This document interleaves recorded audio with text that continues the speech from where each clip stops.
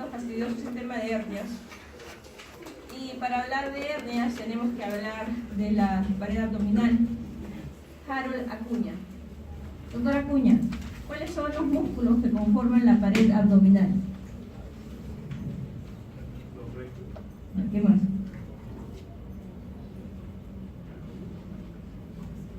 El doctor solamente tiene los rectos en su pared abdominal. Allende, Fiorella, doctora, la misma pregunta, aparte de los rectos. ¿Cómo se llaman los oblicuos? ¿Y qué más? Cópiese de la diapositiva. Alba, Juan. Alba, doctor. La misma pregunta, ¿qué más? Recto, oblicuo mayor, oblicuo menor, ¿qué más? Ni la más mínima idea, dice. Álvarez. Doctora, ¿qué falta? El músculo transverso. El músculo transverso, ¿no es cierto? Y también hay los piramidales, los pectines, ¿no es cierto? Bueno, esos son los músculos que conforman la pared abdominal y ustedes, como bien conocen, o bueno, los que no conozcan, pues pónganse a leer su libro de anatomía. Tenemos los músculos rectos que están separados por la línea alba. Y el recto, per se, no tiene una aponeurosis de él, sino forman en el estuche de los rectos los músculos vecinos, ¿no? El oblicuo mayor, el oblicuo menor y el transverso, que es lo que vamos a tener que más o menos dilucidar en estas hernias o ventraciones de la pared abdominal, ¿no? Si ustedes sacan las fibras del oblicuo mayor, siempre son en este sentido, diagonales en este sentido, las del oblicuo menor en el sentido inverso, y las del músculo transverso, como mismo lo dice, son fibras en transverso, no transversales. Y debajo de este músculo transverso va a encontrarse lo que es la fascia transversal, ¿no? Y debajo de eso, bueno, obviamente la cavidad abdominal per se, o la parte peritoneal y con esto los órganos intraabdominales. Por encima de la línea arcuata y por debajo de la línea arcuata en el abdomen, los músculos o las aponeurosis de los oblicuos y del transverso van a ser diferentes. Cuando hablamos de la línea arcuata nos referimos a que si uno traza una línea imaginaria longitudinal entre el apéndice sifoides y el pubis, los dos primeros tercios van a estar por encima de la línea arcuata y por debajo de esto, un tercio por debajo, va a estar por debajo de la línea arcuata. Por encima de esta línea arcuata, por encima, el estuche de los rectos va a tener una cara anterior y una cara posterior. Y la cara anterior va a estar conformada por la aponeurosis del oblicuo mayor, la hoja superior de la aponeurosis del oblicuo menor. Y la parte inferior de este estuche de los rectos va a estar dado por la hoja inferior del oblicuo menor y la aponeurosis del transverso. Por debajo de eso vamos a tener siempre las estructuras de la fascia transversales, el peritoneo y después los órganos intraabdominales. Por debajo de la línea arcuata, esta disposición de las hojas aponeuróticas de los músculos abdominales va a variar un poco, o bastante. Las tres hojas de los tres músculos, oblicuo mayor, menor y transverso, se fusionan y forman la cara anterior del estuche de los rectos. La cara posterior ya no tiene pared aponeurótica, solamente es fascia transversalis y peritoneo, ¿no? Y eso es el por qué mayormente se van a dar, o es más frecuente, las hernias inguinales o las hernias plurales, no que las hernias por encima de esta línea arcuata, aunque también pueden existir defectos en la línea por encima de esta línea. Y bueno, para hablar de las hernias tenemos que decir que es la salida o protrusión parcial o total del contenido intraabdominal, epiploico, algún órgano intraabdominal a través de un orificio natural de esa pared abdominal o pared lumbar o la que fuese.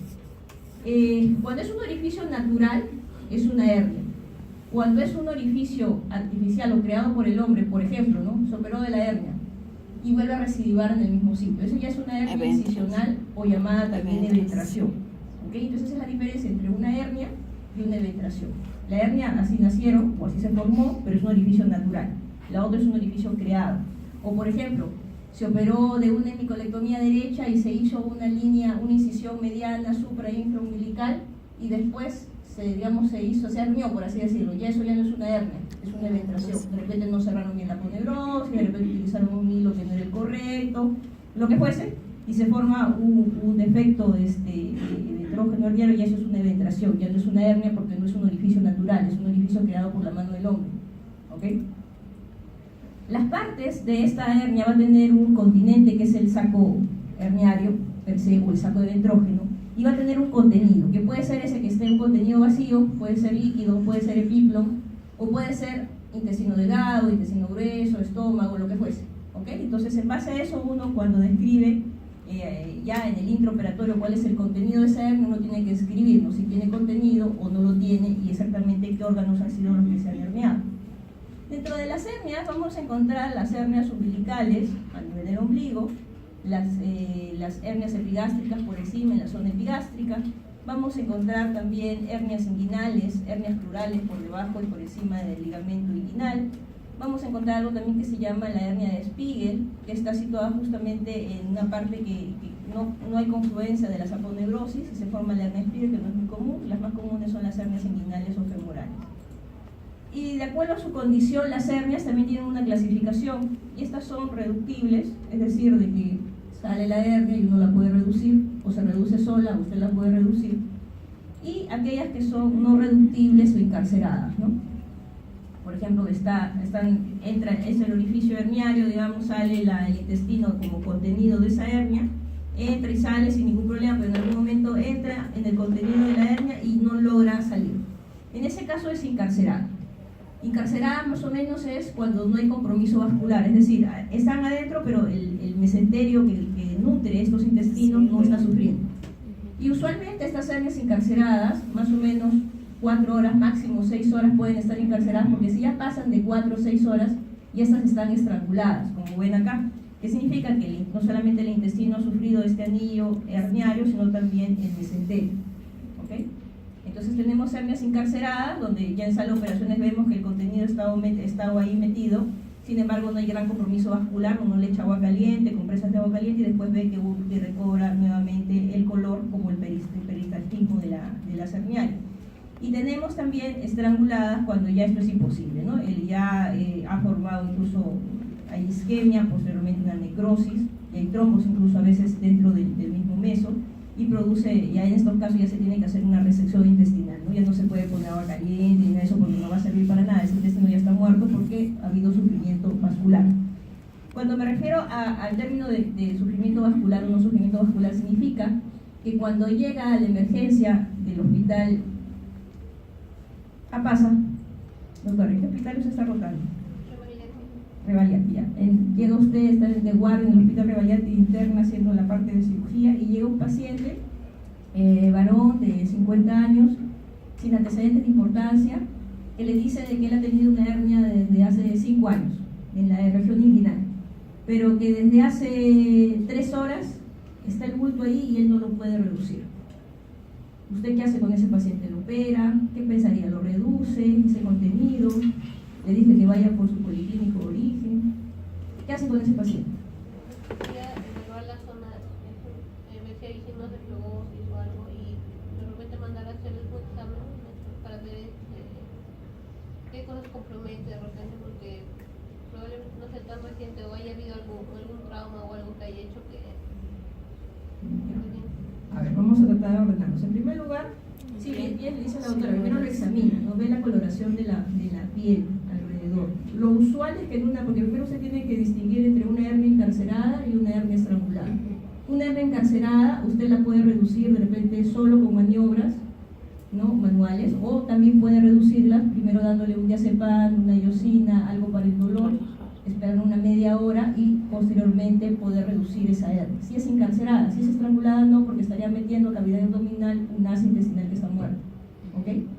Entonces, primero hay que preguntarle al paciente desde cuándo está encarcerado esto, o sea, desde cuándo tienes el bulto y no lo puedes meter, 1 hora, 2 horas, 3 horas, 4 horas, 5 horas, ¿no? Dependiendo de la cantidad de horas, usted podrá decidir si esto es encarcerado o es estrangulado. Te ayuda, no significa que sea, pero te ayuda. O sea, además de esto, ven los cambios en la piel. Si no hay mayor cambio en la piel, significa que esto está encarcerada, pero si ya la ve de una coloración media violácea, y ha habido cambios en la coloración, entonces lo más probable es de que esto tenga algún tipo de isquemia. En tercer lugar, bien dice la doctora, habla de una ecografía, de un examen para ver, exactamente no necesitamos saber qué órganos están adentro, pero sí saber si hay compromiso vascular o no. De repente nos podría ayudar una ecografía Doppler para ver si hay vascularidad en ese meso que está atascado en la hernia, entonces nos podría ayudar. Entonces, más o menos en eso podemos decidir si de repente está encarcerada o está estrangulada. Si está estrangulada, tiene que entrar a sala de operaciones de emergencia. Y seguramente veremos y comprobaremos si se puede, digamos, mejorar esa coloración del intestino o no, y el peristaltismo o no, y si no, se tiene que hacer una resección intestinal. Cuando es encarcerada, todavía uno le puede dar chance a poder hacer maniobras de reducir esa hernia con medicamentos y con las maniobras manuales y poder reducir esa hernia sin problemas. Si se va a reducir una hernia, que ésta tenga menos de 6 horas de estar encarcerada. Hay literaturas que hablan de 4, otras literaturas que hablan de 6, pero no excederse de esas 6 horas. Si se excede usted de las 6 horas y usted va a condenar al paciente a meter su hernia de repente con el intestino muerto, como ya va a ser sentir mejor, se va a ir a su casa y va a regresar con una peritonitis tremenda. Entonces, reducirlas solo si están encarceradas y tienen menos de 4 a 6 horas encarceradas. Bueno, de acuerdo a su etiología pueden ser congénitas, adquiridas, eventraciones, hay factores predisponentes para las hernias, herencia, edad, obesidad, el tipo de trabajo, no es lo mismo un trabajo de oficina que un trabajo de construcción civil, ¿no? Donde están constantemente cargando pesos y pudiera ser una forma de que comience a haber alguno de estos factores desencadenantes. Toda aquella cosa que aumente la presión intraabdominal va a ser un factor predisponente para hacer algún tipo de hernia, ¿no? Y puede ser, estreñimiento, problemas de próstata, por ejemplo, problemas urinarios, que uno tenga problemas admisional, obviamente aumenta la presión intraabdominal, puja y tiene mayor predisposición de poder hacer hernias. Igualmente, los problemas pulmonares, ¿no? Asma, enfisema, todo esto que produce tos, por ejemplo, igualmente, también aumenta la presión intraabdominal y si es una tos crónica, constantemente va a tener Doctora, pásale la voz a su compañero, el que está atrás, el que está durmiendo. Despiértelo, por favor. Doctor, disculpe que lo despierte. ¿Me podría decir los factores predisponentes de las hernias? Ya no duerma, pues, y escuche. De repente le va a venir una hernia un día después, tiene que saber algo de él. Muy bien, entonces, toda aquella cosa que aumente la presión intraabdominal, es decir, tos, problemas de tabaquismo, esto va a hacer de que en forma crónica, si a cada rato está aumentando la presión intraabdominal, va a tener una mayor predisposición a hacer alguna hernia. Igualmente, ¿no? Los levantadores de pesas o personas obreras que tienen que cargar cosas, constantemente tienen que cargar cosas, definitivamente van a ser factores desencadenantes. Bueno, la hernia inguinal es lo mismo, es un orificio herniario a nivel de la región inguinal. Y para ver el componente de la región inguinal o qué cosa lo forma la región inguinal, en primer lugar, en la región inguinal vamos a tener un ligamento o la arcada de Paupar que va a ir desde la espina ilíaca anterosuperior hasta la espina del pubis, arcada de Paupar o ligamento inguinal, y esto va a formar prácticamente la cara externa del conducto inguinal, la cara externa. La cara interna o la parte interna lo va a dar el tendón conjunto, que es la fusión de la aponeurosis del oblicuo menor y del transverso. La cara superior, bueno, está dado por la aponeurosis del oblicuo mayor y la cara inferior por la fascia transversalis. El contenido es el conducto deferente en el varón y en la mujer el ligamento redondo. Acá lo podemos ver igualmente. Acá obviamente han sacado la cara superior del conducto inguinal, acá se ve ya el conducto deferente. Adentro de la fascia transversal vamos a encontrar lo que es las arterias epigástricas y de ahí la diferencia entre hernias inguinales directas e indirectas. Las directas van a estar por dentro de los vasos epigástricos y las hernias inguinales indirectas por fuera de los vasos epigástricos. En esta zona van a ser las hernias inguinales. Las hernias plurales van a salir también en esta zona inguino-plural, pero van a estar por debajo del ligamento inguinal. O sea, cuando usted examina al paciente y ve de que el bulto, digamos, o la hernia está por encima del ligamento inguinal, es una hernia inguinal y usted tendrá que examinarlo si es directo o si es indirecto. Pero si ve que está el bulto por debajo, es una hernia plural. ¿No? Acá lo vemos un poquito mejor. En relación a las hernias directas van a salir por un defecto a nivel de la fascia transversalis, a nivel del triángulo de Hesselbach. Y el triángulo de Hesselbach lo va a dar el ligamento inguinal, el músculo recto y la arteria epigástrica. Entonces cualquier defecto en la fascia transversalis te va a dar las hernias directas y son las que van a estar por dentro de los vasos epigástricos. La hernia inguinal indirecta es la que acompaña al cordón, es intrafunicular, acompaña al cordón. Acá vemos, esta es una hernia indirecta, tiene un orificio interno, almohadillo inguinal interno, que seguramente estará dilatado y por eso está saliendo este saco herniario. Esta es una hernia inguinal indirecta. Las hernias inguinales directas, como hemos mencionado hace un momento, van a salir en la pared posterior del conducto deferente, donde va a encontrarse el defecto de la fascia transversalis a nivel del triángulo de Hesselbach, va a estar por dentro de los vasos epigástricos. Y la hernia inguinal indirecta, intrafunicular, por fuera de los vasos epigástricos. Ligamento inguinal, si contamos una hernia debajo del ligamento inguinal, hablamos de hernias plurales, ¿no? Más o menos para ubicarnos en esta área de la región inguinal, donde está cada una de estas hernias, ¿no? Y acá las diferencias, ¿no? Entre hernia inguinal indirecta, una es intrafunicular, es por defecto del cierre del ligamento peritoneo vaginal, está por fuera de los vasos epigástricos, ¿no? La hernia inguinal directa no acompaña el cordón, es un defecto de la fascia transversalis a nivel del triángulo de Hesselbach, es la parte posterior y está por dentro de los vasos epigástricos. Tenemos diferentes tipos de clasificaciones, la de Rukov, la de Nyhoff, por ejemplo. Esta es una clasificación de Nyhoff para hernia inguinal, donde la tipo 1 es una hernia inguinal por persistencia del conducto peritoneo vaginal, es una indirecta. La tipo 2 también es una hernia indirecta, pero es un anillo interno bastante dilatado, puede llegar a ocupar la zona escrotal, o sea, son inguinoescrotales. La tipo 3 se divide en tres, tipo 3A, 3B y 3C. La 3A es una hernia directa, la 3B es un inguinoescrotal o hernias en pantalón cuando hay combinación, y las tipo 3 son hernias plurales. Y las tipo 4 son las recidivadas o las eventraciones que pudieran existir. Bueno, después de hablar de tantas cosas en relación a la pared abdominal, en relación a la región inguinal, y dónde están las directas, dónde están las indirectas, la pregunta es cuál sería la técnica quirúrgica de estas hernias inguinales. Bueno, obviamente primero va a ser la preparación del enfermo, su preoperatorio, lo va a ver el anestesiólogo, le dará la anestesia, escogerá el anestesiólogo, seguramente dará una anestesia regional, y posteriormente va a haber un primero, segundo y tercer tiempo quirúrgico, en donde el primer tiempo básicamente va a ser la incisión de la piel, o sea, llegar hasta aperturar el canal inguinal. El segundo tiempo va a dedicarse a la disección y al aislamiento del saco, el tratamiento del contenido y el tratamiento del saco, y un tercer tiempo dependiendo del tipo de técnica quirúrgica que se utilice para poder sellar ese orificio herniario. ¿Okay? Acá estamos mencionando las tres principales. Como historia, Bassini y McVeigh, hoy se utiliza Lichtenstein, hay muchas, hay Rukov, hay Nyhoff, hay diferentes variedades de tipos de hernias. No vamos a hablar de las 20 variaciones de cómo se cura una hernia inguinal, sino comentaremos de algunas, dos como histórico, y después las otras tres que son las que actualmente se utilizan.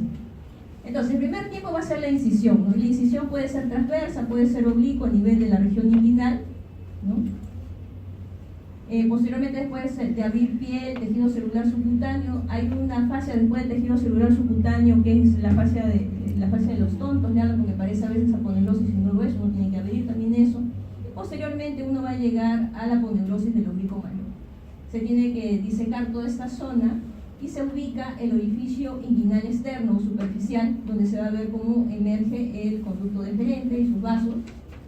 Y en ese momento, cuando ya tiene una visión plena de todo esto, se abre la aponeurosis del oblicuo mayor, que prácticamente es el techo del conducto inguinal, ¿no? Se abre entre pinzas, se abre hacia un lado, se abre hacia el otro lado, siempre identificar el nervio inguinal menor para no lesionarlo, porque si lo lesiona comienza a haber los problemas neurológicos, o sea, o neuralgias o parestesias a ese nivel, que es un problema para el paciente, le quitas la hernia y sin embargo aparece parestesia, es un problema crónico. Posteriormente a eso, lo que se hace una vez que se abrió el techo del conducto inguinal, se abren en dos hojas. En una hoja usted va a tratar de disecar esta zona para llegar al ligamento inguinal y en la otra zona para llegar al tendón conjunto, ¿no? Posteriormente a eso uno libera y diseca el cordón, en este caso el cordón espermático, también podría ser el ligamento redondo de la mujer. Se separa con una cintilla, se busca, en este caso es una hernia indirecta, se busca a la hernia que es intrafunicular, y la idea es ubicar el anillo inguinal profundo o el anillo o el cuello de la hernia, del saco herniario, disecarlo y liberarlo del conducto, en este caso inguinal, ¿no? Acá se ve el cordón deferente, los vasos, y se ve que ya se disecó todo el saco herniario. Una vez que se disecó todo el saco herniario, se abre el saco herniario y el contenido que hubiese, ácido intestinal, meso, lo que fuese, se introduce a cavidad abdominal. Y posteriormente a este nivel se hace una ligadura para resecar ese saco herniario, ¿no? Los KCB, por ejemplo, lo que hacen es dar la vuelta para que no haya ninguna víscera dentro. Y posteriormente pues se puede ligar, se puede poner una jareta, se puede poner un punto transfixiante a nivel de ese cuello del saco herniario, y finalmente se corta ese saco herniario, y bueno, ese saco herniario, si ustedes desean, lo pueden mandar a patología, no es necesario, pero lo pueden enviar, ¿no? Ya tenemos acá solamente lo que quedó del saco. Y posteriormente a eso tenemos que ver si la hernia, en este caso que hemos mencionado, es indirecta. Si es directa, hay otro tipo de tratamiento de saco que vamos a comentar. Si es indirecta, las opciones es Bassini y Listenberg. Y si es directa, la opción es McVeigh y Listenberg. Tanto Bassini como McVeigh son hernias, son puras o herniografías, ¿no? Que hay tensión. Es decir, a veces para poder cubrir el hueco comienzan a juntar ligamento inguinal y tendón conjunto. Entonces, técnica de tensión, a veces hay que jalar cada uno de las fibras para poder, juntar ambas fibras musculares o ligamentos para tapar ese anillo herniario. Son técnicas con tensión. Pero desde los años 2000, finales de los 90 incluso, se dio técnicas sin tensión, es decir, que se utilizaban materiales protésicos, ya no se llamaban herniografías, porque herniografías es el cierre, ¿no? Que se llaman hernioplastías, porque hay una prótesis que se coloca y es un cierre ya sin tensión. Entonces, Lichtenstein es una de las técnicas que no utiliza tensión y utiliza material protésico o malla. Y Bassini y McVeigh son técnicas antiguas que se utilizaban como herniografías sin material protésico. Entonces, en ese tercer tiempo, o sea, hasta ahí, hasta lo que hemos mencionado ahorita, eran todos los pasos quirúrgicos en una hernia inguinal indirecta. Ahora, la pregunta es, ¿cómo lo reparo? ¿Con Bassini, con McVeigh, con Lichtenstein o cómo? ¿No? Entonces, por ejemplo, la reparación de Bassini busca reforzar esa pared posterior uniendo el ligamento inguinal al tendón conjunto. Y usualmente lo que se utiliza es material no absorbible, nylon 1-0, puntos separados. Lo que se hace es esto: ya tenemos acá el cordón, en este caso el cordón desmerente, ya el saquito de la hernia, el cuellito ya se metió adentro porque ya se ligó, ya se resecó el saco, entonces nos queda esta visión. Y en esta visión, usted está agarrando acá lo que es la aponeurosis del oblicuo mayor, y lo que se hace acá es esto de acá, se comienza, que fue el primer paso que tratamos de divulsionar y disecar, era el ligamento inguinal, y para el otro lado el tendón conjunto. El pubis está acá, es el lado derecho del paciente. Y lo que se hace es colocar puntos simples, puntos simples, entre el ligamento inguinal y el tendón conjunto con material no absorbible. Se ponen todos los puntos, cortan todos los puntos, y el último punto tiene que tratar de cerrar ese anillo, pero no cerrar totalmente, porque si lo cierra totalmente isquemiza el cordón. Si no, o cuanto menos se dice de que si uno puede poner su dedo meñique, solamente la puntita del dedo meñique puede pasar por ahí, no todo el dedo meñique, porque si no vuelve a ser la hernia. ¿Okay? Y se hace el último punto más o menos como están viéndolo acá. Eso es la reparación de Bassini. ¿No? Y posteriormente a eso, la aponeurosis del oblicuo, se pone nuevamente el cordón en su sitio y la aponeurosis del oblicuo mayor se cierra. Y se puede zurrar con Vicryl o Pedil. Vicryl es una alternativa bastante cómoda, realmente puede ser en Surjet, y posteriormente puntos de piel. ¿Cómo se ve aquí? O subdérmicas, si ustedes desean también. La reparación de Lichtenstein, igualmente tenemos el cordón, ¿no? Teníamos ya el saco ya tratado, tenemos el ligamento inguinal, el tendón conjunto. Acá lo que se hace no es juntar ambos ligamentos, lo que se hace es colocar una malla de polipropileno con un huequito acá para poner como una especie de bufanda y que quede finalmente sobre la fascia transversalis este material protésico, ¿no? Y se colocan puntos. Pueden colocarse todos estos puntos que ven o algunos cuantos. La idea es fijar esta malla tanto al tendón conjunto como al ligamento inguinal.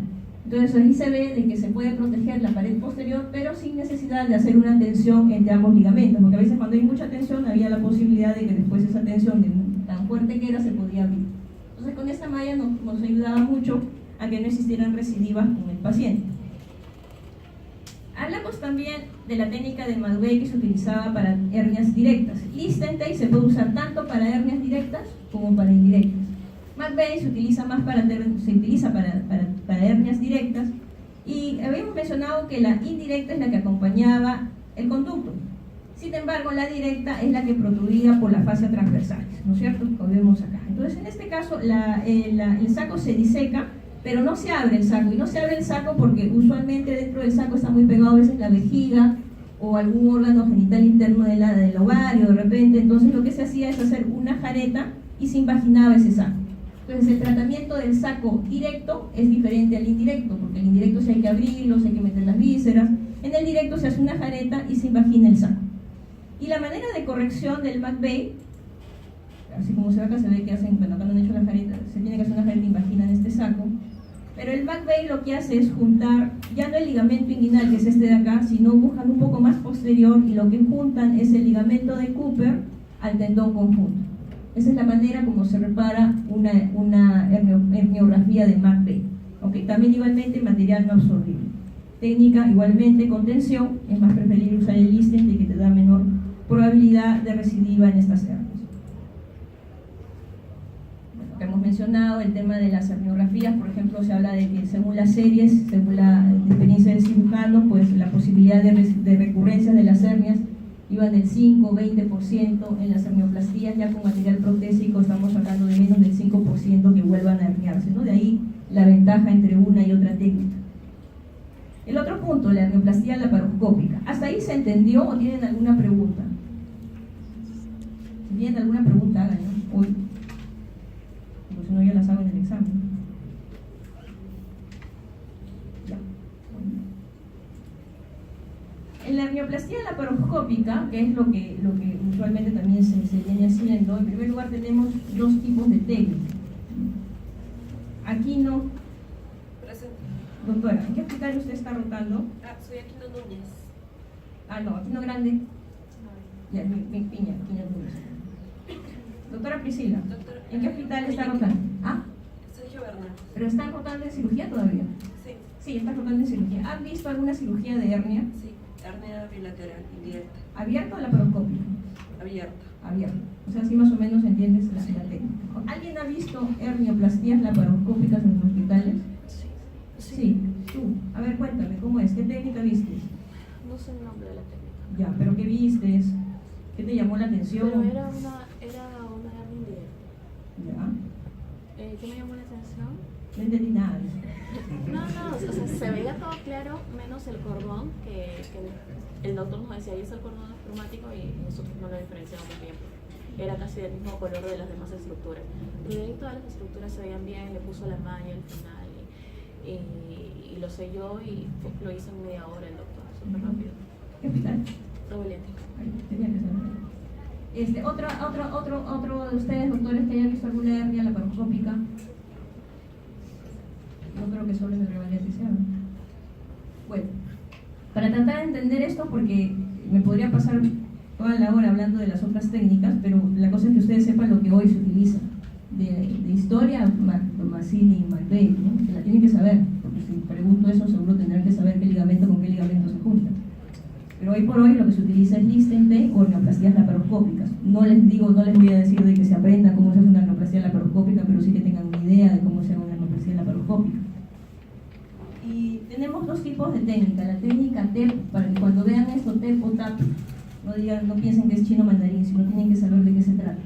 Y la TEP es una reparación extraperitoneal, es decir, no se llega a cavidad abdominal la reparación de la hernia, y tienes una hernioplastia tipo TAP, que es una reparación preperitoneal pero transabdominal, es decir, el laparoscopio entra a cavidad abdominal. Doctora, ¿entró a cavidad abdominal el doctor o no?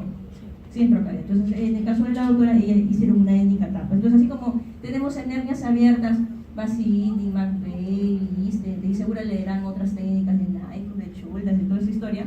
En la laparoscopía o tienes TEP o tienes TAP, no hay más. ¿Okay? La colocación de trócares, ¿no? La colocación de trócares, el trócar principal, el de la cámara, va a nivel del ombligo de 10 milímetros y en línea media clavicular, a nivel más o menos un poquito por debajo del ombligo, otros dos trócares, no necesariamente debe ser de 12, puede ser de 5 y 5 milímetros. La técnica TEP lo que va a hacer es entrar dentro de la incisión del ombligo y va a divulsionar con una, ven esta cosita de acá, es un trócar balón. Entra el trócar justo en el espacio preperitoneal, ¿no? ¿Cómo se llama decir? Justo por encima del peritoneo, ¿no? Y comienza a introducirse ese trocar y se comienza a insuflar ese balón. Se insufla ese balón y se crea esta cavidad, ¿no? Se hace real una cavidad virtual, mira cómo se infla tanto, ¿no? Para ver el preperitoneo. En este caso no se llega a cavidad abdominal, se hace toda la cura quirúrgica a nivel preperitoneal. Y cuando se lleva hacia arriba, digamos, todos los músculos y queda hacia abajo el peritoneo, ustedes van a ver unas estructuras. Igualmente, el ligamento inguinal van a ver siempre por encima, por dentro de las epigástricas que están acá directa y por fuera indirecta. Si está acá es crural. Conducto deferente en el varón, ligamento redondo en la mujer.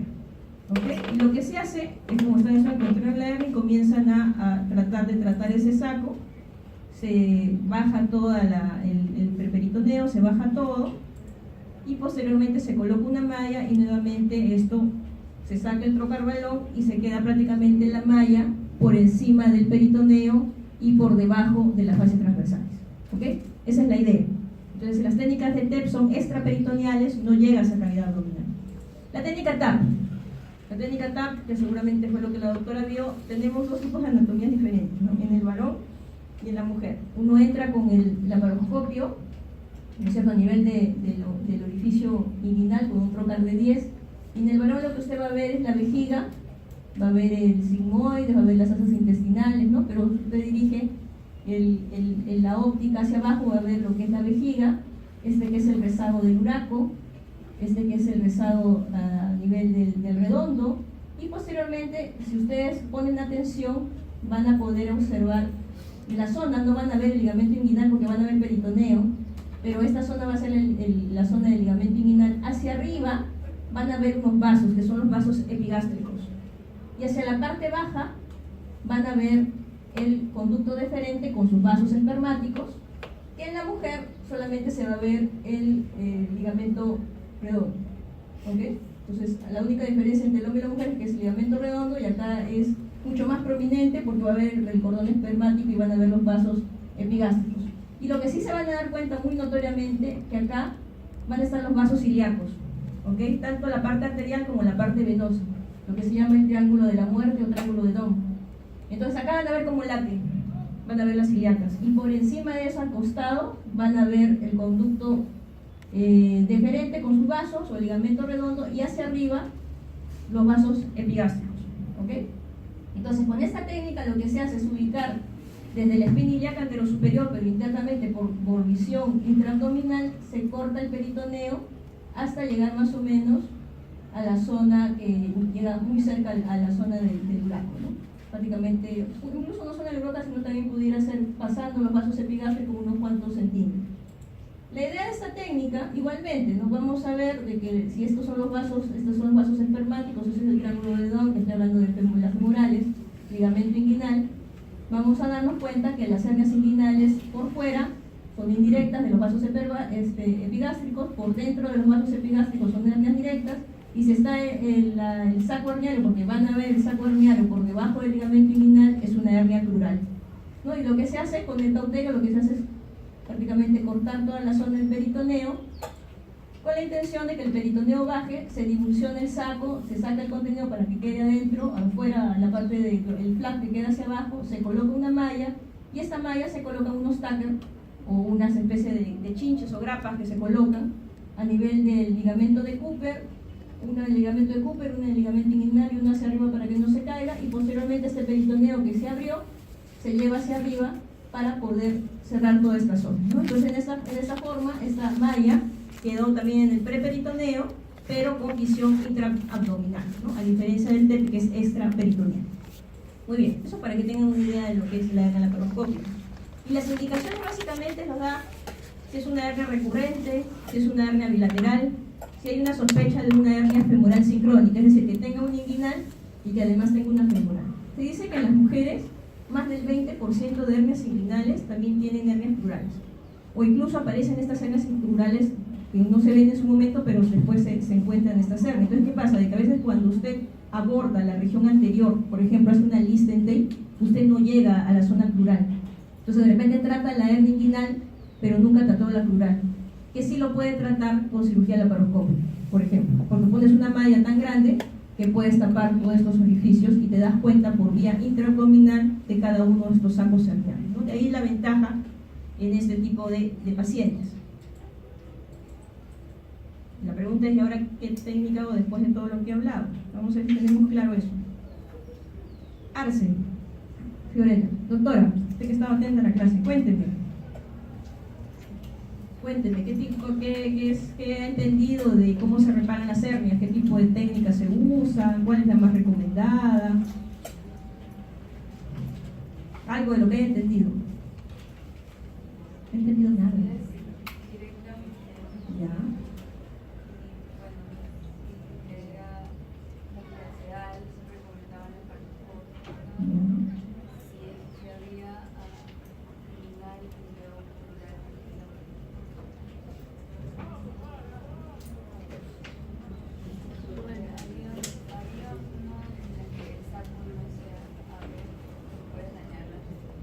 La directa. Ya. A ver, que le ayude su compañera Ayuque. A ver, cuéntame, ¿qué más? ¿Qué más has entendido?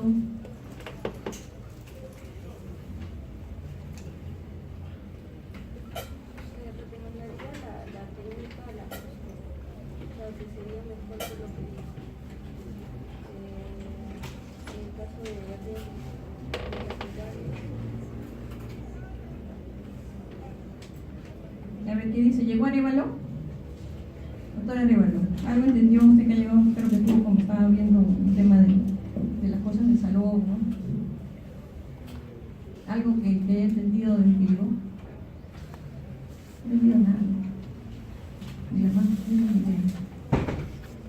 En el hospital he visto pero en verdad hicieron, no se pasó, pero sí hicieron una especie de abierta y casi llegué al final, pero como que Ahí sí llega al final.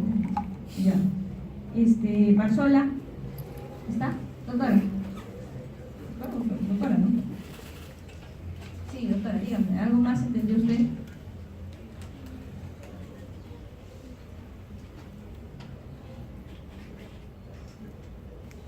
Hable nomás, hable ahora o calle para siempre.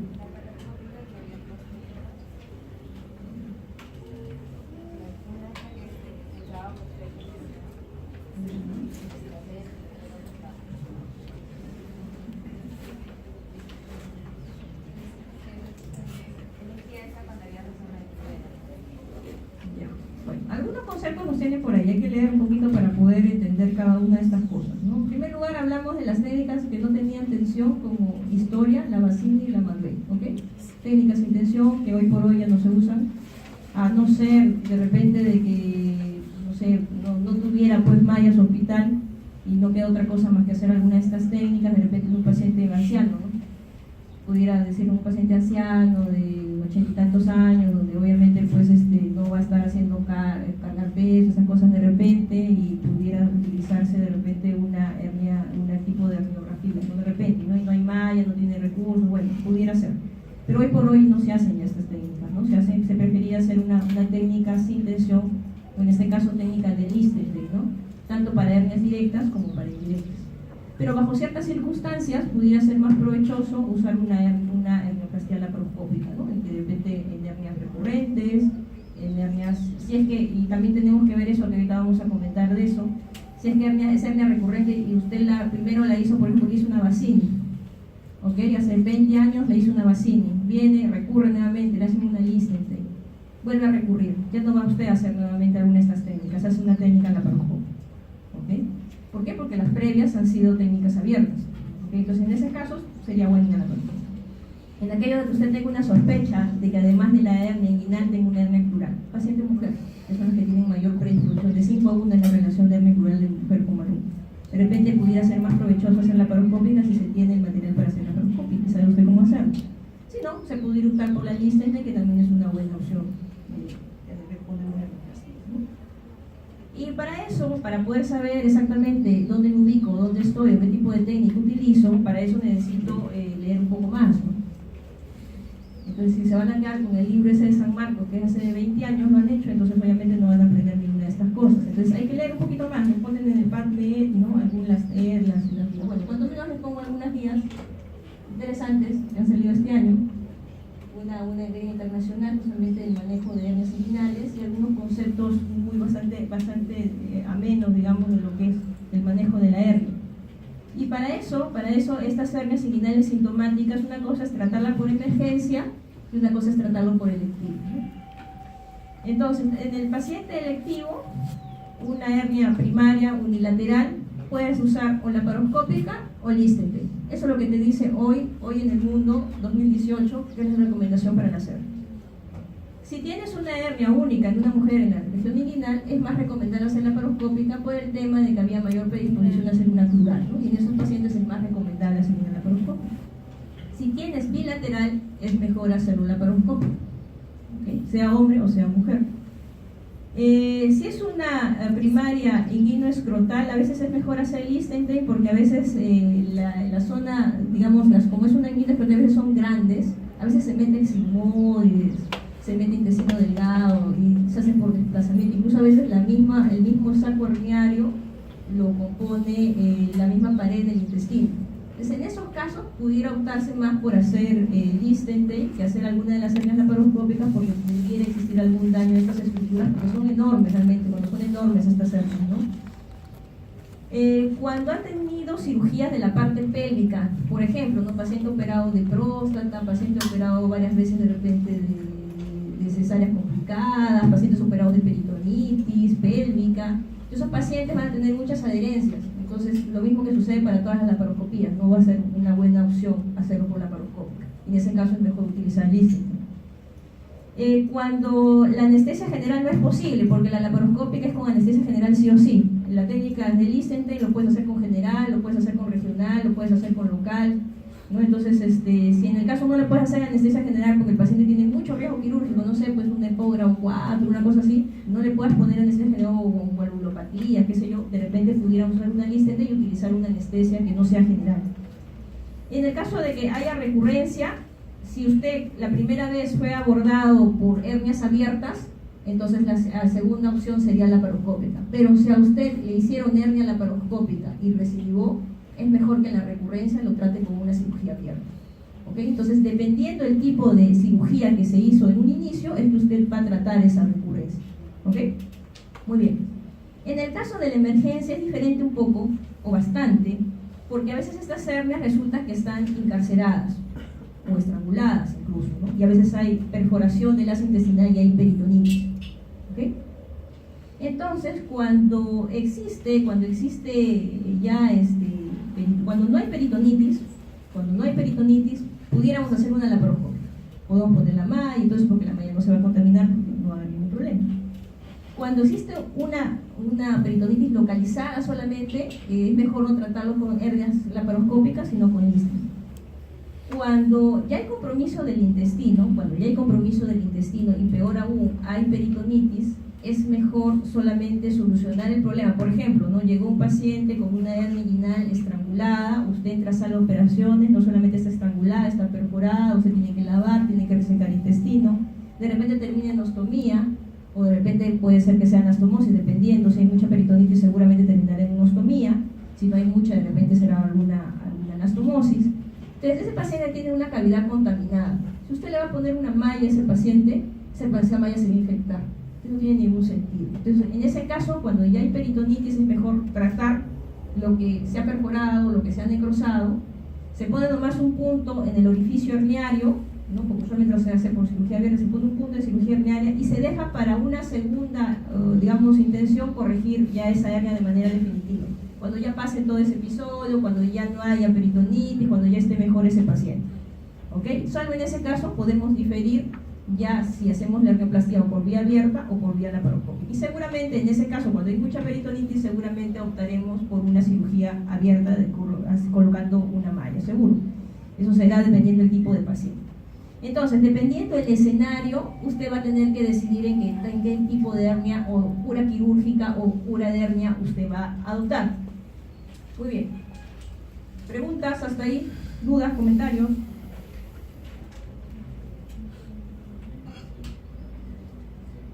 Berraspi, Eric. A ver, doctor. Cuénteme, ¿qué entendió de todo lo lo que hablamos. Sí, entendido. A ver, cuéntenos. Va a depender mucho de muchos factores de los pacientes, o sea, si tiene comorbilidades, muy ancianos, tiene problemas para el tronco. Y para eso hay varias soluciones como se propone la paracópica, ICT y bueno, y otras cosas más. También uno de los resultados más interesantes en la emergencia colectiva. Bueno, y es valorar particularmente cada paciente para darle una solución óptima a su problema. Entonces, bueno, revisarán la clase, ojalá y tengan tiempo para revisar las guías. ¿Cómo se llama? Y según el tipo de paciente usted tendrá que adoptar la mejor manera, ¿no? No nos vamos a quedar con los conceptos de Bassini y McVeigh nada más. Muy bien. Después hemos hablado tanto de la hernia crural, y en la hernia crural es el 5% de la patología herniaria, la relación incluso, algunas literaturas hablan de la relación mujer-varón 6:1, es la más común en la mujer y es la que más se estrangula, hecho sea de paso. Tienen una hernia crural que es mucho más peligrosa que esta esté estrangulada. Si la ven, pues hay que tratarla ya. El diagnóstico diferencial puede estar dado por alguna hernia inguinal, dependiendo de la localización, dependiendo del tamaño, adenitis inguinal, ganglios, ¿no? Lipomas, absceso del psoas, varices de Safena. Si lo ven ustedes en el tópico o de emergencia o de consultorio externo, a veces es bueno hacer una ecografía de partes blandas o ecografía Doppler en estos pacientes, porque a veces puede ser una varice de Safena, por ejemplo, ¿no? Entonces usted va a tratar la hernia y se termina en un charco de sangre tremendo. Igualmente, no sé, hay lipomas o hay adenitis, de repente es un ganglio grande, ¿no? Y usted va a tratar una hernia y lo programa para operar, resulta que no es una hernia, sino es un ganglio, y de repente es un linfoma, una tuberculosis, y usted no trató nada de eso. Entonces siempre hay que tratar de buscar el diagnóstico diferencial para poder llegar al lugar correcto. Ligamento inguinal, por abajo vamos a encontrar lo que es la hernia crural. En cuanto a la arcada femoral, esta es ¿cómo se llama? El ligamento inguinal, por debajo toda la arcada femoral, y va a haber una célula externa, un músculo nerviosa y una parte interna vascular, ¿no? Donde justamente van a salir los vasos femorales. En esto tenemos lo que es los límites, vamos a tener lo que es la cintilla ilopuriana, el ligamento de Limberman, el ligamento de Cooper, que ya mencionamos hace un momento en la reparación de las hernias directas, la cintilla ilopectina, ¿no? Y vemos el contenido, tenemos la parte muscular y nerviosa, los vasos femorales y la hernia que va a salir en esa zona, que el 90% sale por ahí. Muy bien. Tenemos acá justamente el ligamento inguinal, los vasos femorales, en esta zona es la zona de las hernias crurales. Y vamos a hablar sobre la técnica quirúrgica de estas hernias crurales. Entonces, las hernias crurales o se abordan, si es por cirugía abierta, se aborda o por la misma incisión de la región inguinal o también puede ser por debajo del ligamento inguinal. Ya ustedes decidirán si usted lo tiene claro. Si no lo tiene claro, puede hacer una incisión transversa oblicua, como vimos en la primera diapositiva del abordaje de las hernias inguinales. Se diseca toda la zona, pero lo importante es buscar no solamente la aponeurosis del oblicuo mayor, que es la pared superior del conducto inguinal, donde acá vemos el cordón espermático. Tenemos que, nosotros cuando trabajamos la inguinal, trabajamos acá. Abríamos esta fascia, ¿no? La aponeurosis del oblicuo mayor, para exponer el cordón y buscábamos después el ligamento, ¿cómo se llama? Inguinal, buscábamos el tendón conjunto y hacemos la reparación. Cuando vamos a hacer de la crural, tenemos que tener como reparo superior el ligamento inguinal y por debajo vamos a ver los vasos femorales y la hernia. Y hay que disecar esa hernia. Y después de disecar esa hernia, igualmente tratamos el saco, abrimos el saco, a veces algunos lo abren, algunos lo invaginan. Bueno, se trata el saco y posteriormente quedan varias opciones. Una pudiera ser que se cierre el ligamento inguinal con el ligamento de Cooper, puntos separados, técnicas con tensión, ¿no? Pudiéramos cerrar la fascia pectínea al el ligamento de Cooper. ¿Okay? Son esas opciones, ¿no? Cerrar todo ese defecto en la zona donde estaba la hernia y podemos tratar de esa forma la hernia crural.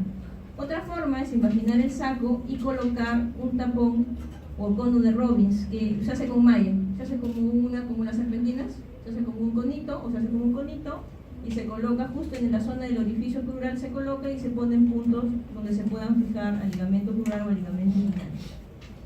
Otra forma es colocar una mallita, no un cono, sino una mallita redondita, justo tapando el hueco y fijándolo alrededor para que no vuelva a salir esa hernia crural en el caso de cirugía abierta. En cirugía laparoscópica hemos visto de que puede ser la TEP o puede ser la TAP la que cierra todo el defecto con la malla que se coloca. Muy bien, pero las complicaciones de la cirugía de la hernia son importantes tomar en consideración porque hay hematomas, hay seromas, por lo tanto siempre es importante vigilar la hemostasia. Antes de colocar la malla, por ejemplo, fijarse bien todas las fascias transversales, cauterizar cada una de las, o ligar si algo está mojando, porque hay estos hematomas grandes. Puede haber infección, puede haber incluso rechazo de la malla. A veces puede haber una orquitis cuando se trabaja mucho en la zona del ligamento, en la zona del contenido, atrofia testicular cuando usted erróneamente, en lugar de disecar el conducto espermático y sus vasos y no cortarlos, algunos lo lesionan. Y al lesionarlos sucede esto, ¿no? Atrofia testicular. Tener en consideración también la recurrencia que puede existir y el dolor crónico que pudiera haber cuando uno no conoce la inervación, ¿no? Siempre cuando hablamos de cirugía abierta y cuando lean sus diapositivas van a poner atención a dónde está la localización de los nervios. Te corta ese nervio, hace un problema de parestesia, de dolor crónico, el paciente y no le pasa con nada, ni con tramal. Entonces el paciente fue por una hernia y termina con un dolor crónico y usted aparece en cuarto poder, seguramente, dando alguna entrevista. Entonces hay que evitar eso. Algo que,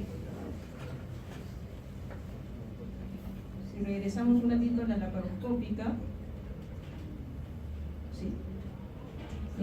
Cuando hablamos de esta parte de la laparoscópica y hablamos de que están los vasos epigástricos, ligamento inguinal, ¿cómo se llama? El conducto deferente, los vasos espermáticos, hablamos del triángulo de la muerte o triángulo de Dohm, donde están los vasos femorales.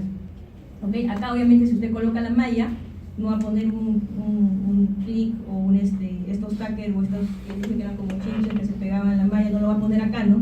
O lo pega acá, se muere el paciente desangrado. Entonces hay que cuidar de no poner, igualmente, así como se conoce la parte vascular, también hay el triángulo del dolor, que es esta zona de acá. En esta zona están los nervios. Si usted pone un tacker aquí, también le va a producir una anterioridad al paciente que lo va a recordar toda su vida y no con buenos recuerdos. Entonces, triángulo de la muerte o triángulo de Dohm y triángulo del dolor para evitar, en ninguna de estas zonas se puede poner tacker. Usted lo coloca y o se muere o duele toda la vida.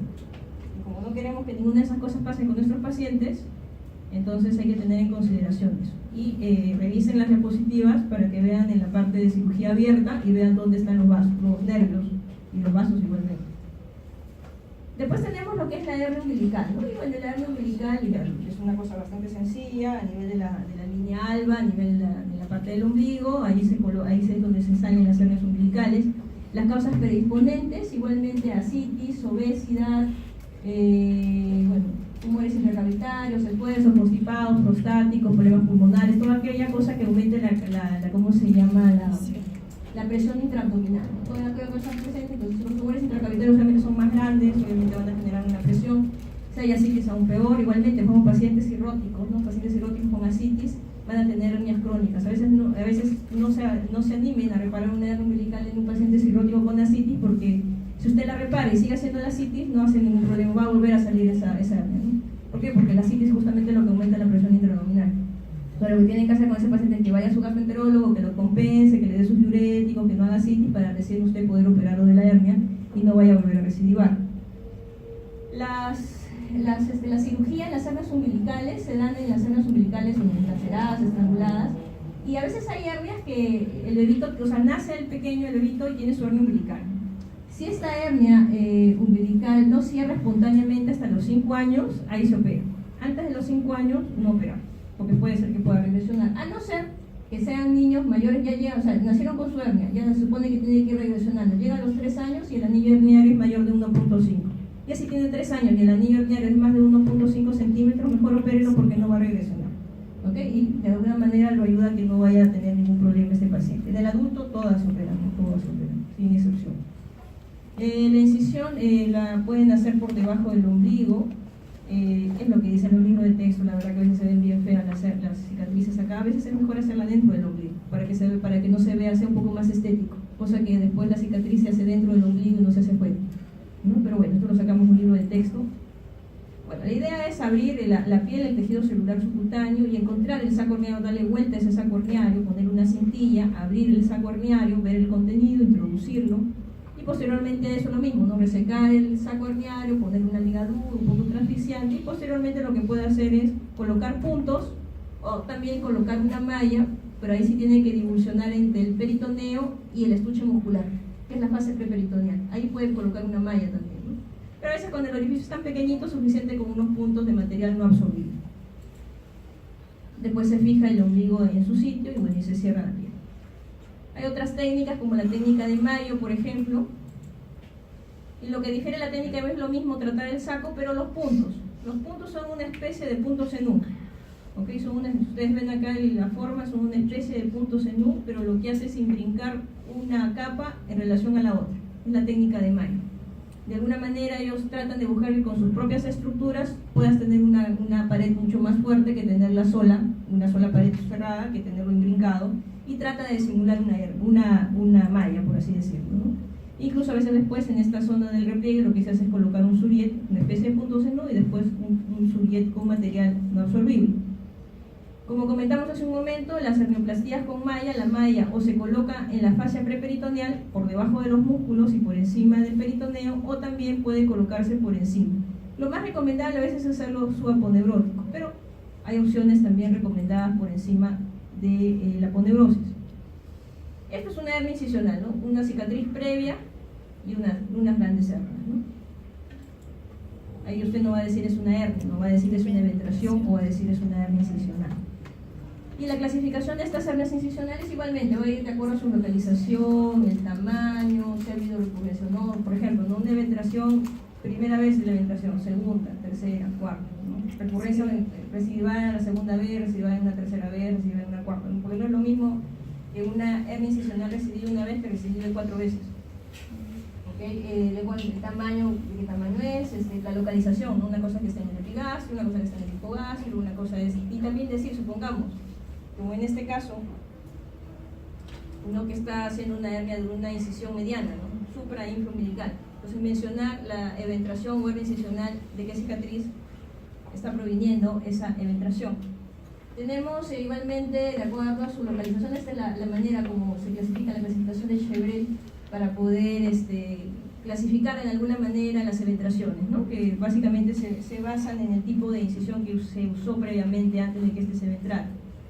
El tamaño, la recurrencia, cuántas veces ha recidivado, de acuerdo a dónde es el anillo, también no si es reductible, si no es reductible, si es encarcerado, si es estrangulado, si es sintomático o si es asintomático. Los factores de riesgo para desarrollar una hernia incisional es la técnica quirúrgica fundamentalmente, ¿no? Y el material de sutura, ¿no? Si usted utiliza para reparar una hernia, utiliza un catgut, por ejemplo, seguro va a recidivar. Pero si utiliza un material no absorbible, seguro no va a recidivar. O tendrá mayor probabilidad de recidivar. La infección de la herida operatoria duplica el riesgo de aparición de una hernia incisional. Igualmente, buscar todo, ustedes ya han dicho toda la clase de asepsia, antisepsia, el lavado de manos, el lavado del paciente, todas estas cosas, ¿no es cierto? Antibiótico profilaxis en el paciente que se va a operar. Entonces, todas estas cosas se tienen que seguir para que no haya infección de herida operatoria y de esta manera no haya posibilidad a que se ventre su paciente. Hay cosas que dependen de la técnica quirúrgica y eso depende de nosotros. Y hay cosas que no dependen de nuestra técnica quirúrgica y depende del paciente o de las patologías concomitantes que puedan existir. Y si depende del paciente, depende mucho de la profesión que tenga el paciente. No es lo mismo un obrero de construcción civil que un estudiante de medicina de este salón, por ejemplo, ¿no? Que no cargan su mochila. Entonces, dependiendo del tipo de oficio o actividad, va a tener mayor o menor predisposición. De repente, decirle obviamente ahora no se puede estar cambiando de trabajo como se quiera, pero de alguna manera de repente darle alguna constancia para que el servicio social de repente lo reubique en un sitio que sea más accesible, a que no haga muchas actividades muy pesadas, cuanto menos durante el primer año de operado, ¿no? En las patologías concomitantes, igualmente, las comorbilidades van a aumentar toda aquella comorbilidad que aumente el riesgo de presión intraabdominal hay que tener en consideración. Por ejemplo, si el paciente usted lo va a operar de la hernia, ¿ok? Y el paciente es EPOC, usted tiene que recomendarle al paciente que vaya con su neumólogo, que esté usando sus inhaladores y todo esto para que este paciente no tenga algún problema respiratorio además del que ya tiene, o sea, que esté controlada la cosa. Si el paciente es cirrótico, tiene ascitis y todo esto, y ya terminó, le voy a botar ese celular. Si el paciente tenía citis, por ejemplo, obviamente se le ha dicho de que se tiene que usar su diurético, mejora su citis y ahí recién se puede operar, ¿no es cierto? Igualmente, ese paciente usted lo operó, paciente cirrótico con la citis, se controló la citis con su furosemida, con su inspirolactona, usted lo opera y usted tiene que recomendarle que ahí no caga la historia, que tiene que seguir con sus controles con el gastroenterólogo para que, no vuelva a hacer ascitis y con esto no vuelva a haber posibilidad a que esta hernia haya recurrencia. El tratamiento para las eventraciones puede ser sutura aponeurótica simple, puede ser prótesis con malla, con técnica abierta o con técnica laparoscópica. Entonces la misma historia, igual, se llega hasta la zona del saco herniario, se diseca el saco herniario, se abre, se introduce el contenido, acá ya lo tienen abierto, se introduce el contenido, ya se tiene todo este defecto. Y hay varias opciones. Uno es divulsionar entre el peritoneo y la aponeurosis para poder colocar una malla a ese nivel.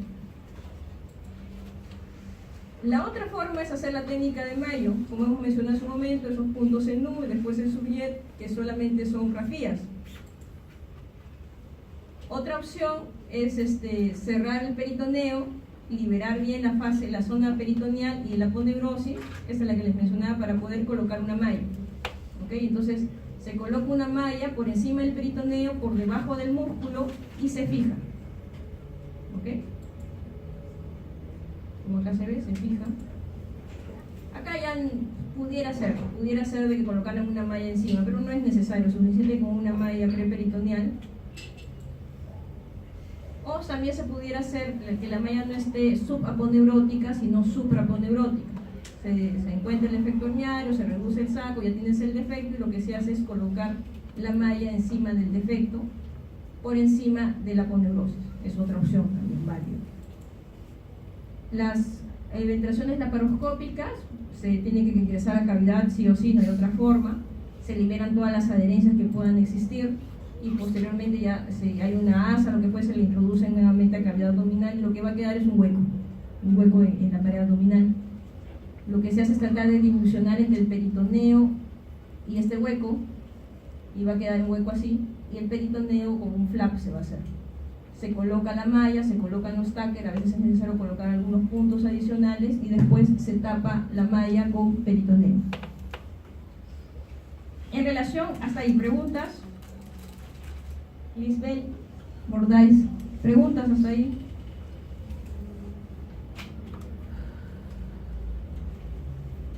Sí. ¿Hay alguna incisión en especial que sea más estrógena? Tal vez por ahí había leído que la de Gallagher era de las más estrógenas. ¿Es así o por cualquier incisión en general puede haber? Realmente por cualquier incisión puede haber eventraciones, pero sí hay algunas que son más predisponentes. Por ejemplo, la de Gallagher, por ejemplo, cuando cortas todas estas paramedianas, por ejemplo, ¿no? Que cortas músculo, que cortas aponeurosis, entonces pudieran ser más eventrógenas. O también igualmente, a pesar de que las incisiones medianas son más rápidas, de repente se utilizan más probablemente, pero como es justamente la zona de la línea alba donde convergen, también pudiera haber mayor posibilidad de eventrarse en esa zona. Sí, pudiera ser. ¿No? Hay algunas incisiones que son más eventrógenas que otras, ¿no? ¿Alguna otra pregunta más? Bueno, de repente al final podemos ver algún video. En relación al material protésico, hemos hablado de todas estas prótesis y todas estas prótesis son mallas. Hoy hay mallas de diferente tipo, lo que más usamos son mallas de polipropileno, pero hay mallas hoy por hoy de diferentes tipos.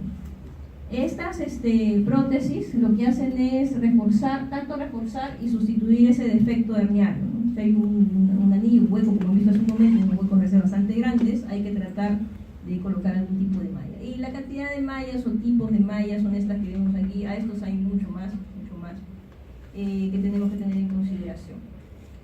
Hay una clasificación según AMI de estas prótesis y básicamente es según el tipo de material y según los poros, las micras que se tienen, ¿no? Algunas que son, digamos, esos poritos son más pequeños, menor posibilidad de hacer algún tipo de infección. Cuanto el diámetro de estos poros sea más grande, mayor posibilidad de que alguna bacteria, algo se meta y pueda haber algún tipo de infección. Hay pacientes que hacen rechazo a la malla igualmente, ¿no? Entonces hay que tener esos pacientes, hay que sacar la malla, ¿no? Y en esos pacientes solamente queda pues hacer cirugía solamente con grafías. No se puede hacer eventración, pero realmente no se pueda colocar las mallas, ¿no? Pero son pocos realmente los pacientes que hacen infección a la malla o rechazo a la malla per se, ¿no? Entonces son 4 tipos, según la MIC, y según eso, según el tamaño, según el tamaño del poro de las micras es lo que más o menos se utiliza. Realmente hay ideas de que el material o la prótesis ideal debiera no modificarse con los fluidos de los tejidos, tendría que ser químicamente inerte, no tendría que haber reacción o rechazo, no deberían infectarse. Bueno, pero eso es lo ideal, ¿no? Hoy por hoy no se ha creado la malla ideal, solamente utilizamos lo que más hay y lo que es más cómodo, que es la malla de polipropileno. Y lo fijamos también con polipropileno, ¿no? Sea en licencia, sea en vendación. Solamente se fijan con táquer en las hernias laparoscópicas. Tenemos prótesis igualmente, como las suturas, ¿no? Prótesis no absorbibles, ¿no? Como el poliéster, el polipropileno, el PTFE, que también se utiliza para prótesis vasculares, y tenemos reabsorbibles, ¿no? Como mallas de ácido poliricólico, polilactina. Hay algunas mallas que se llaman dual mesh, ¿no? Los dual mesh son, por un lado, una de las caras es con polipropileno, que es la cara que va a ir a la parte muscular, y tiene una cara que pudiera ir hacia las bases peritoneales. Entonces esa parte pudiera ser con polilactina. Entonces, dependiendo de lo que usted va a hacer o va a colocar, de repente en esos grandes defectos eventrógenos que necesita, que ya no hay forma como cubrir con peritoneo la malla, entonces quedaría esa opción de esas dual mesh, donde una parte es reabsorbible, que sería la parte que iría a cavidad peritoneal, y una parte es no reabsorbible. Bueno, como ya he comentado, la que más se usa es el polipropileno, el prolene o el Marlex, ¿no? Hay diferentes tipos, tamaños, ya usted, la grasa hay de 10, de 15 centímetros, de 20, de 30, hay de diferentes tamaños, de acuerdo al defecto que usted va a tapar, usted va a pedir la malla. La forma, usualmente esta forma media ovalada y con recto en la parte de acá se utiliza más en las zonas de las hernias. También tenemos estos conitos ya prehechos, que son para las hernias plurales, por ejemplo, ¿no? Que habíamos mencionado que tenía que hacer un conito nosotros artesanal, pero si no, pueden ser con estos ya elaborados, ¿no? Y la malla, como habíamos comentado, puede colocarse de manera supraponeurótica como de manera subaponeurótica. En algunas literaturas te dicen que es mejor ponerlo subaponeurótico, intentar colocarlo subaponeurótico, pero si eso no fuese factible, la opción de supraponeurótica no es tampoco tan descabellada y también pudiera usarse.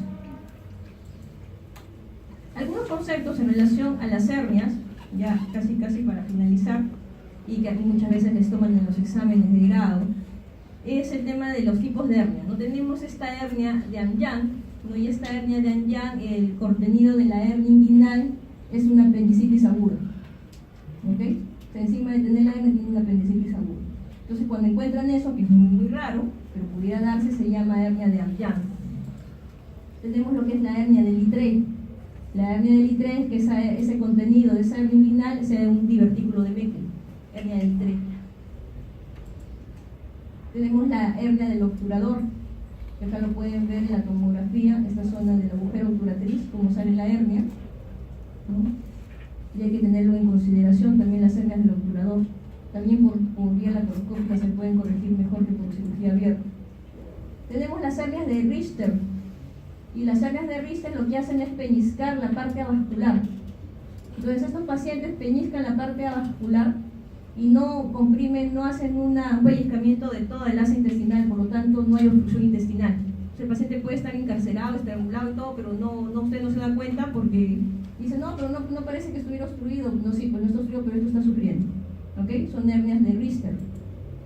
Tenemos las hernias de Spiegel, que están justamente en la fase de Spiegel, justo donde confluyen, en la parte que faltan las aponeurosis, en esa parte de la acá ¿cómo se llama?, de Paupar que comentamos. En esa línea semilunar, perdón, no es la cara de Paupar, sino la línea semilunar, hay una parte que no confluye, y es la fase de Spiegel, y es ahí donde salen algunas hernias, que es muy raro también encontrar esas hernias de Spiegel. Y bueno, preguntas, dudas, comentarios. No preguntan ustedes, pregunto yo.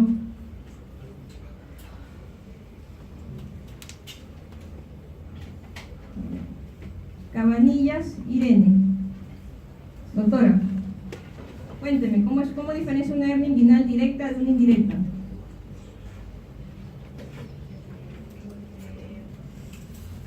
Porque una está dentro del triángulo articular. ¿Ya cuál está dentro del triángulo que hace? ¿Cuáles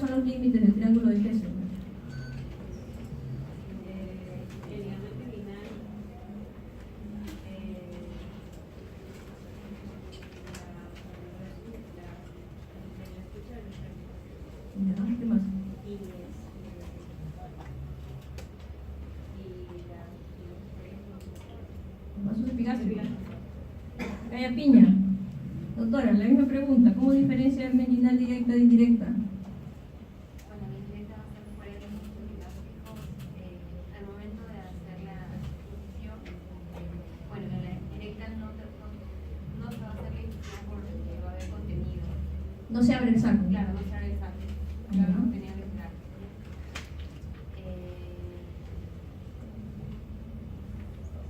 Sí, a ver. Cárdenas, Jacqueline. Cárdenas. Doctora, la doctora, bueno, un poquito se confundió en su triángulo de Hesselberg, pero ella comentó de que era un defecto de las fases transversales a nivel del triángulo de Hesselberg, las hernias directas. ¿Y las hernias indirectas dónde están?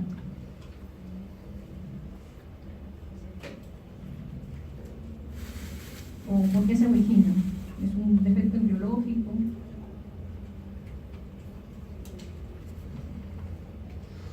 Víctor, Carlos.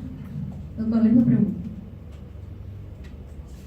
Las indirectas bueno, se producen fuera del límite de ese triángulo, o sea, no tanto en el contenido, sino fuera de él.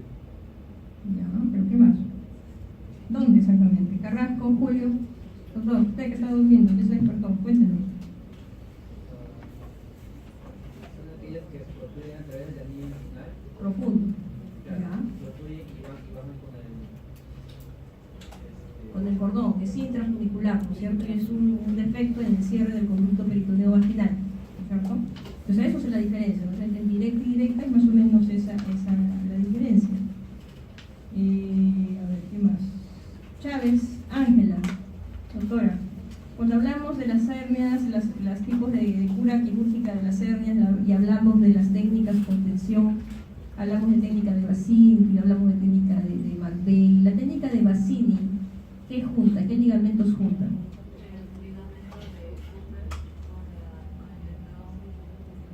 No. Chuquipuma. Doctor.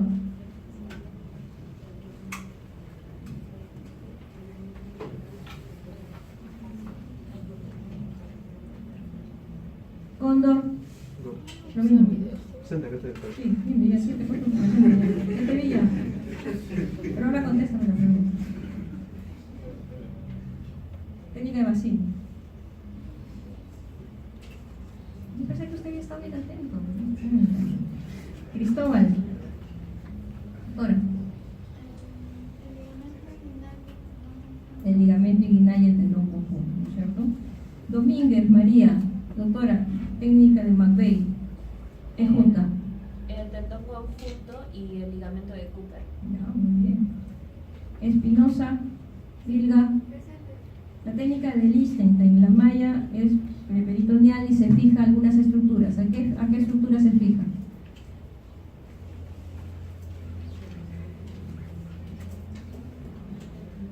Flores, Evelyn.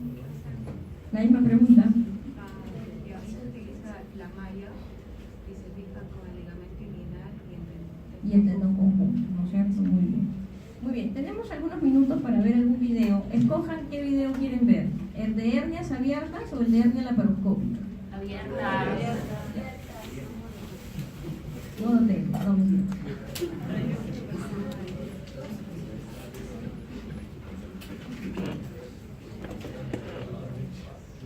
Bueno, obviamente van a ubicar la zona de la región inguinal y van a hacer una incisión transversa, más o menos entre el vello púbico, más o menos hacia arriba, o sea, donde ella limita justamente el vello púbico es ahí más o menos donde tienen que hacer la incisión. Bueno, ahí ya llegué a contar los tejidos celulares subcutáneos. Esta es la zona están por encima, esta es la poneurosis del oblicuo mayor, que están tratando de difusionar bien. Esto es el orificio inguinal superficial. ¿Ok?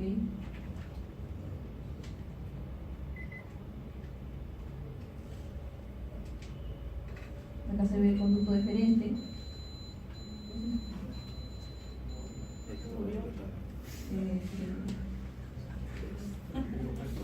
Se encuentran ahí, está el conducto deferente, los vasos epigástricos. Entre dos pinzas se agarra la poneurosis del oblicuo mayor o el techo de la cara anterior del conducto inguinal, se abre hacia un lado, se abre hacia el otro. puede ser con tijera, puede ser con cauterio.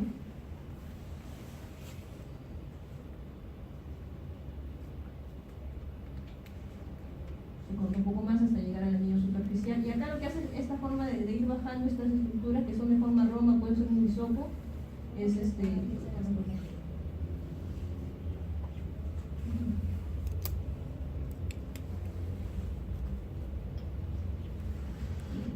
hacia esta zona han bajado toda la zona del ligamento inguinal y acá va a estar el tendón conjunto. Se pasa una cintilla por debajo del conducto deferente. Acá está tratando de liberar un poquito más el ligamento inguinal, que son unas fibras así, estas fibras larguitas, que hace un rato la han visto. No sé por qué le gusta estar cortando tanto el cordón.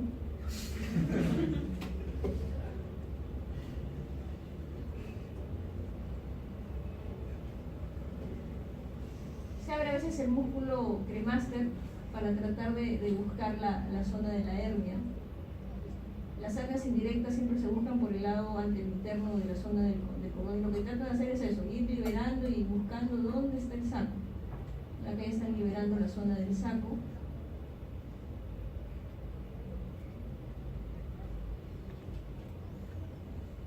Entonces trata de liberar el saco del cordón enfermante.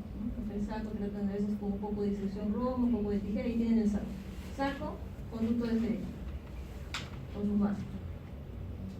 Acá han abierto las estructuras porque tiene una serie de túnicas externas, cremaster, a veces hay que cortar el cremaster. Se abrió el saco.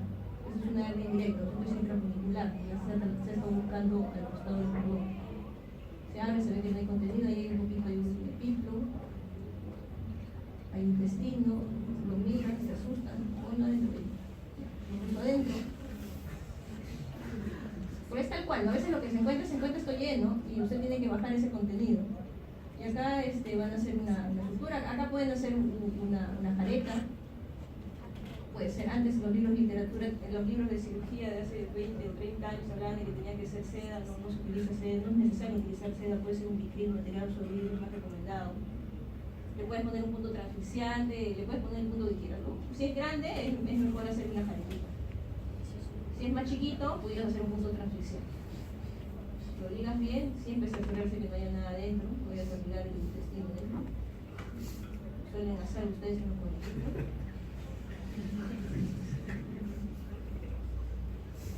Están ligando bien, lo que hacen es resecar, ¿no? En las diapositivas vieron, ¿no es cierto? Como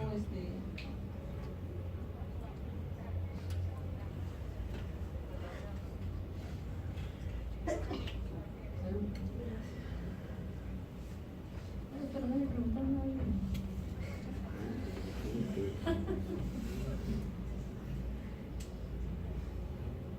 Eso no es necesario hacerlo, pero acá ellos han cortado el cremaster y lo que están haciendo es poner algunos puntos. Pueden hacerlo. Si es que han cortado mucho el cremaster, es recomendable. Si no han cortado mucho y todo ha sido disección roma, no es necesario.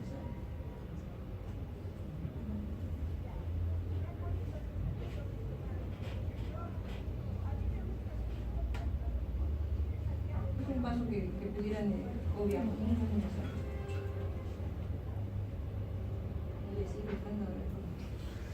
Y ahí está la mallita. ¿Okay? ¿Ven la forma de la mallita? Ese huequito es donde va a estar justo el anillo interno. Eso es justamente donde han acabado de suturar la base del saco herniario, ligamento inguinal. A veces antes se puede fijar el ligamento inguinal, algunos a veces le llegan a la esquina del pubis o al invernar, no es necesario realmente. La idea es que la malla quede fija en esa zona. Entonces, esto es ligamento inguinal. Esto que ven acá es ligamento inguinal. Esta es la parte externa, la parte de adentro, la parte de afuera, ¿no? La parte de adentro acá es el tendón conjunto. Ahorita esta es grasa, ¿no? Pero adentro seguramente lo van a fijar al tendón conjunto. Si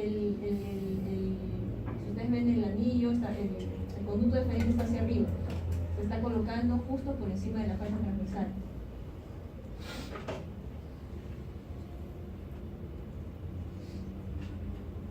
Entonces se puede fijar con un par de puntos, 2 o 3 puntos a nivel del ligamento inguinal. Acá están optando por hacer un surjet, también es válido, material no absorbible, la malla es de polipropileno, pueden ustedes fijarlo también con polipropileno, 3 ceros o 2 ceros.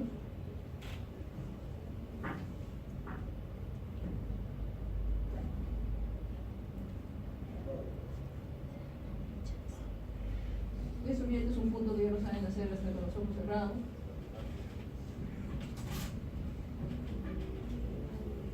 Pasan el conducto diferente, pasan la mallita por el otro lado con una chalinita para que llegue a la parte de atrás y falta fijar todavía la malla al cordón conjunto. Se fija que no conjunto y fijar estas hojitas de la malla como unas chalinitas por atrás, ¿no?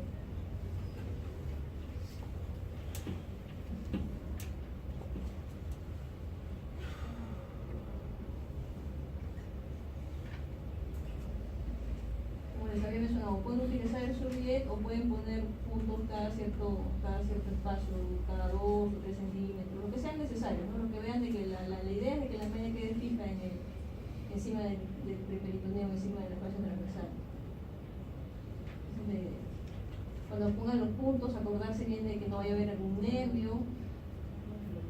Ahora, cuando suenan los nervios, si usted por A o por B encontró un nervio, no se dio cuenta y lo lesionó, si lo lesionó, secciónelo completamente, no lo deje a medias. Si lo deja a medias, va a doler más. Si no, si lo seccionó completamente, y si es un nervio pequeño, ¿no? O si es un nervio grande, no produce mayor molestia. Si es un nervio pequeño. Entonces ahí ven de la zona de la nieve inguinal, ¿no? Y ven que, porque si hacen demasiado luego juntas, se mueren, pues, ¿cómo se llama? Ahorcan los vasos espermáticos, ¿no? Y eso no es idea, a no ser que usted no quiera a la persona porque de repente se les enamorado. Muy bien, entonces tendón conjunto, ligamento inguinal, está la malla, todas las fallas transversales, entonces ya está el conducto deferente adentro y lo que se hace es comenzar a cerrar lo que usted abrió desde un inicio, la poneurosis del oblicuo mayor. Material absorbible o no absorbible, si es absorbible tiene que ser de larga duración como el vitril o el PDS. Y posteriormente ahí ya cierra la piel, ¿no es cierto? Creo que ahí se entendió ya, con el video creo que se ha entendido cada una de las partes de la hernia, ¿no? Es una cosa que se ve bastante sencilla, la cosa es identificar, así es cuando no está residuada, ¿no? Cuando está residuada no se entiende nada. Y bueno, no sé si tienen alguna pregunta.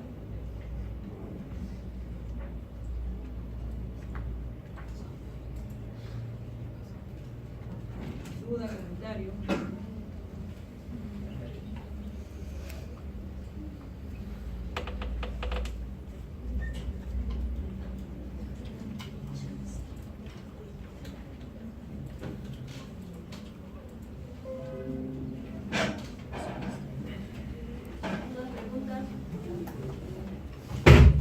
Vamos a terminar de pasar la lista. Todos sentados, nadie se levante, por favor. Gamarra, Luis. Gargurevich. Gómez. Hoyos. González.